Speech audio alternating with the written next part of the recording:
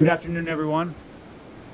It is noon on Tuesday, June 23rd, 2020. We'll call this meeting of the Fergus Falls City Council, the special meeting of the Fergus Falls City Council to order. Roll call, please. Hicks. Yes. Fish.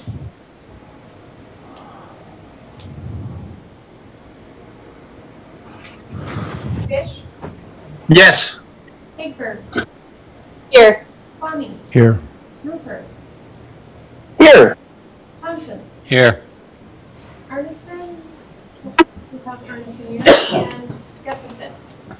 Here. We have a quorum. There are two items on the agenda this afternoon. First item is a resolution adopting the COVID-19 preparedness plan for the city of Fergus Falls, and I'll call on Human Resources Director Mike Hartwell. Good afternoon, Mike. Good afternoon, Your Honor, and good afternoon, council members. Wow, what a difference a year makes.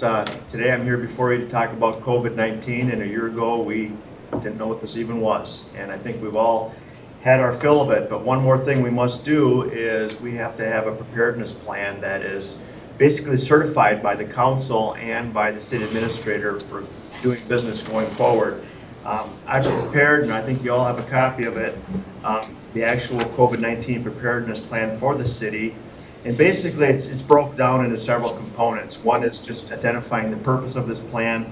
Second bullet point is screening policies for employees exhibiting signs and symptoms of COVID-19. Third category is hand washing. Fourth one is respiratory etiquette. Fifth one is social distancing, which is pretty extensive. It's not just keeping 6 feet apart. It's providing barrier glass, such as plexiglass, barrier protection, staggered work shifts, limited vehicle occupancy, meeting size limits, meetings like this on Zoom, et cetera, et cetera. So we've done a lot of creative thinking on how we can socially distance our employees yet still meet the needs of our residents and city business. And then also the next bullet point and topic would be cleaning, disinfecting workstations and ventilation. And then last but not least, this is approved by the council and signed off by the city administrator. It will be communicated to all of our employees so they understand what this plan is going forward. And also will be available for the public to see if out on our website. Any questions? Anyone have any questions for Mike? Hearing none, we would entertain a resolution adopting this COVID-19 preparedness plan. I'll make that. Thank you, Brent. I'll second. Thank you, Krista. Roll call, please. Hicks. Yes. Fish. Higberg. Yes. Kwame. Yes. Rupert. Yes. Thompson. Yes. Gustafson. Yes. That resolution is approved.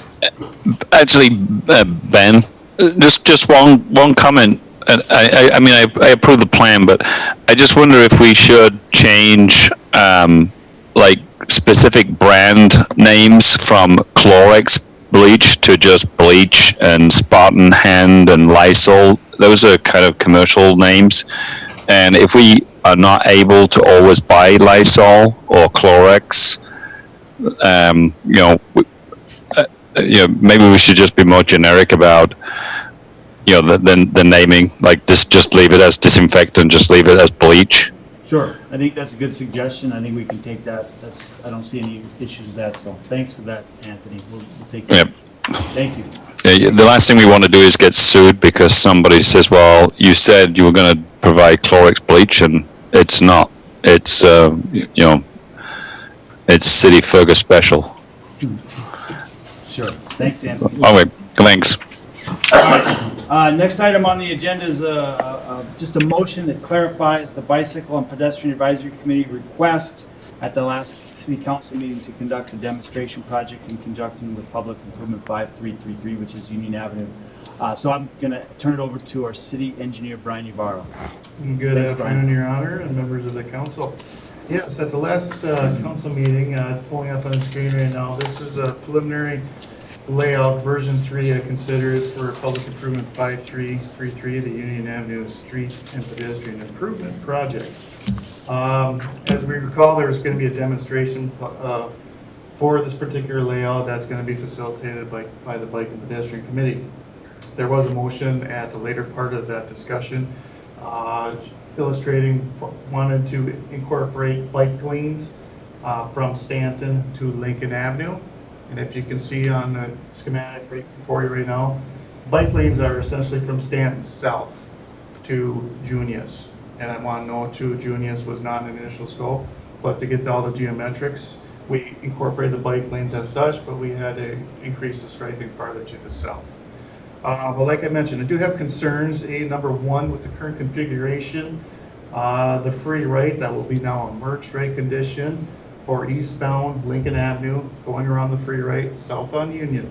That's proposed to be a 14-foot lane right now. A bike lane will not be able to fit with that configuration. We also noted too that the main impetus for the pedestrian improvements was the Riverwalk corridor, which is Stanton west and going to the east and south to the former dairy and farther as we go east. The ADTs at this particular intersection too of Lincoln and Union are the highest that we have. Now are we changing a free right condition into a yielding condition under this layout here for the eastbound lane. That's a merge condition, driver distraction, and the incorporation of bike lane that does not currently work right now. But the addition of having one on the west side is further driver distraction. Have a lot of concerns about that. And like I said, there's been some analysis, but as is shown around the plan right now, from Stanton Avenue to Lincoln, there's not been further analysis of entertaining bike lanes moving to the north. Like I mentioned, I'm not opposed to this, but that's not part of the current configuration. In order to do a demonstration project, we would have to go back to the drawing board and thoroughly look at this particular instance of the bike lanes. So at this point, I'm just requesting clarification. Are we doing a demonstration project for what's presented as right now, which includes the bike lanes from Stanton to the south? Or does the council desire to have a redesign, preliminary design to incorporate bike lanes to the north, which would be Lincoln? Thanks, Brian. If just to put it into perspective for everyone, I think at the end of the last meeting, there was a question on Zoom that asked, at the very end of our discussion on the preliminary designs, from a member of the Bicycle Pedestrian Advisory Committee, asking if we could include the between Stanton and Lincoln in the demonstration project. And quite frankly, I don't think it got the due diligence that it deserved from staff who had already studied this. So anyway, that's where we're at as far as the discussion. So can you just tell us what would it take in order to, what kind of design work would, because we've approved the preliminary design for this and the demonstration project. You're saying it'd have to go back to design in order to incorporate the bike lanes? Yeah, I would envision there would be a few modifications based on what I've presented right here, some of the concerns, to see how that may geometrically change some of these layouts as shown. I know there's a few other options and everything, but the configuration, we always got to look beyond. So let's say the bike lanes are extended, for instance, to Lincoln. Where do we go from there too as well? Being it is one of our biggest, highest traveled intersections, those are things we really got to look at too. You mentioned not opposed to any of this, but here's an opportunity right now what we had to add those on. I don't have an idea, but we definitely would have to go back and do some preliminary redesign. Ben? Yeah, Scott, go ahead. I think I could make a motion to try and address this if you like. Sure. When this was presented in the first place, I think I was the one that made the motion in the first place. And then as you mentioned, this comment was made to possibly add this bike lane. It was kind of at the tail end of our discussion. I believe this is my mistake. I don't know that I had really understood what the question was very well, and I should have deferred to Brian right at that point and said, Brian, does this, sound like something we should look into further rather than just accepting the modification to the motion and going ahead with it? And given what has been presented to us today, I think that trying to add the bike lanes to this section is going to create a real difficulty and add to the delay in getting this project off the ground.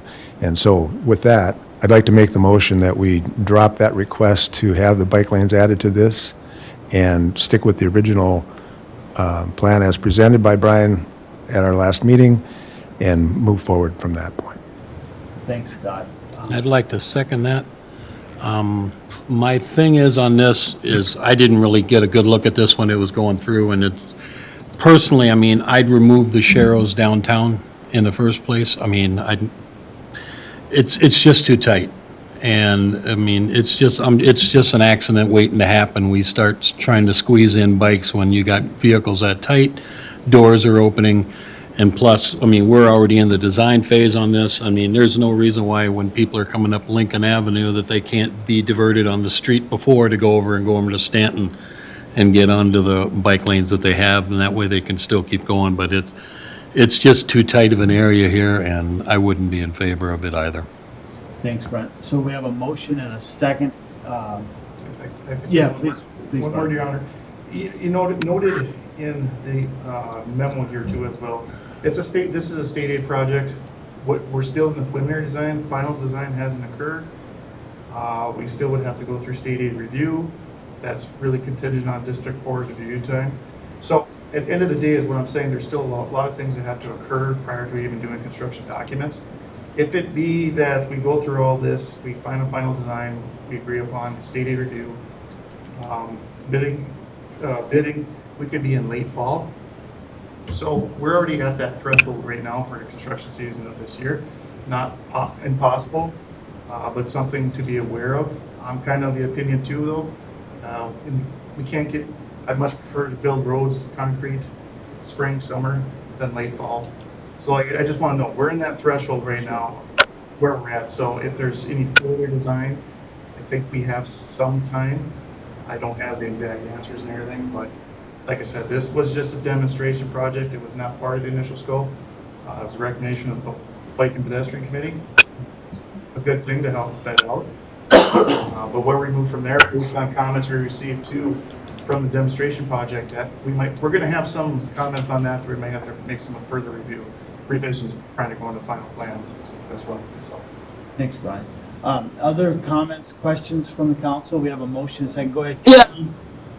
This is Caroline. I've got just a question. So when the Bike Ped Committee kind of threw that in at the end, did they have a plan of what it would, the demonstration would look like, or not? And then my only other comment on that is an email that I got from Wayne quite a while ago when the online review of this area was done. The thing that kind of stood out to me was, just a little expert here, if Union Avenue between Lincoln and Washington is reconstructed without on-street bicycle facilities, it's going to become a serious impediment to the connectivity and development of the rest of the network, as Union Avenue was identified as a major bikeway by Pedal Fergus Falls. So that's my only concern about not being able to do this, is not being able to connect things here and there.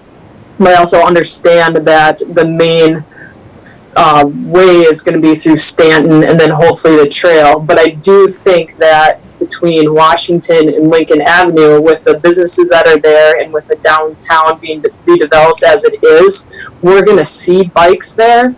And so if we could figure out a way to somehow get something in there so that bikers don't feel like they're not being seen or that they just can't be there.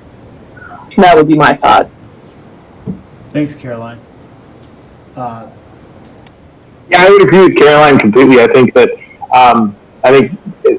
that is just going to be the way that we're heading, and I think we need to do everything we can to make the downtown as bike friendly as possible. I think it's a point that we can really sell when we're asking people to come here and stay and shop and play. So anything that can be done to accommodate that, I think, needs to be done.